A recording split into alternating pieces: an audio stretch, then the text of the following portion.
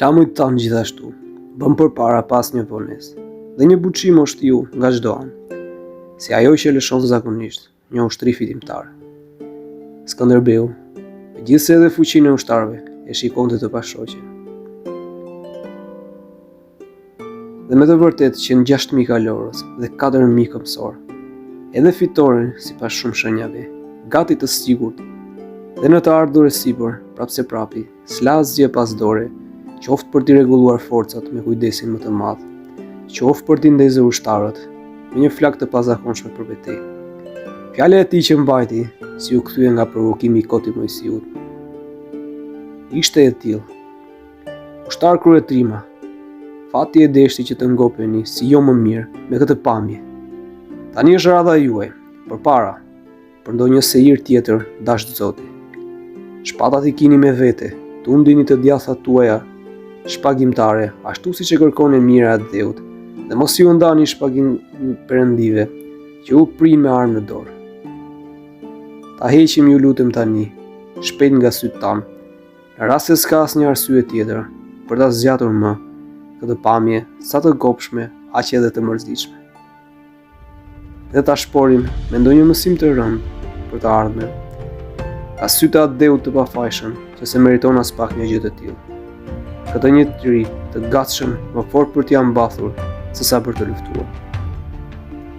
Shenjat e guximit dhe të shpresës për fitoren e plotë treguan e u dhanë mjaft qartë, kur kundërshtari doli në shesh, po me aq trimëri sa edhe të drejtë, dhe njëri me gjakun e kokën e vet, tjetri me ikjen e shëmtuar, shënuan fillimin e fitores së pritur, gjerë tani prej nesh.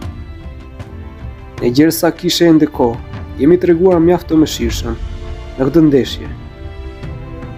Vrullit ton të zjarrt e kemi frenuar që të gjithë dhe shpatën të zhveshur me të drejtë e kemi bërë zap. Tani vetëm një mëshirë mbetet për ju të mbroni atë dhem, fëmijët, gratë dhe këtë kokë lindur e kushtuar. Lirisë son, reatisë dhe qetësisë son. Të mbroni besën, tempujt, paltoret, vetë Perëndit. Ato do gjitha që qytetari i fliqur i Dheut po shpejton t'i rënoj dhe të sjellë në pirë mbi nxyrën e dikushme. Sigur të kishin mundësi ta dëgjonit se çfarë zotimesh i ka dhënë Tiranit, se sa frikaman dhe të ulët u ka paraqitur tek ai. Atëherë, asnjë nxitje tjetër s'do të ishte sot më e përshtatur dhe më e fuqishme për ju. Mos kujtoni vallë, se ai s'kërkoi as që do të pranonte forca më të mëdha për ndonjë arsye tjetër, dhe jo nga që se përfillte fuqinë dhe trimërinë tuaj, duke perënduar se çdo fat bardhësie më pashme e pirit vinte vetëm nga ai, apo nga që kish besim në pabesim tuaj dhe shpresonte se do të gjente këtu ndihma të reja, ushtri të reja. Pikërisht për këtë arsye, o Dibran, ai ka zgjedhur ndoshta për krimin e vet të pazakonshëm Dibrën dhe vendin tuaj që ti gjendet të paktën të gatshme si kapetani i tyre.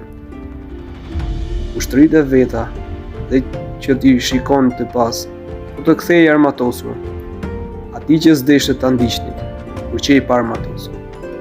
S'ka dyshim se, ka burat trima, ai duhet ndjekur sidomos tani, kur përveç njollës së pabesisë dhe të rebelimit, është ngjitur edhe turpi i ikjes.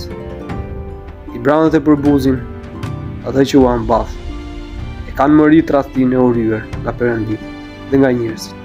Me gjithë këtë, ai duhet ndjekur dhe së ndjekur, më në fund, me gjithë fuqinë e flamujve dhe të zemrave tonë. Dhe ja të zhduken krejt nga ky truall gjurmët e kobrit. Ja t'i kthehen sa më shpejt. Ato eshtra, bukshkal, atë Dheut fitimtar, dhe tokës që e lindi dhe të cilën ai më kote sulmoi.